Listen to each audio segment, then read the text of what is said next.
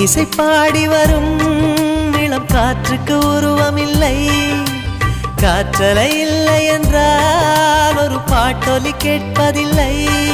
ஒரு கானம் வருகையில் உள்ளம் கொள்ளை போகுதே. ஆனால் காற்றின் முகவரி கண்கள் அறிவதில்லையே. இந்த வாழ்க்கையே ஒரு தேடல் தான், அதை தேடி தேடி தேடும் மனது தொலைகிறதே.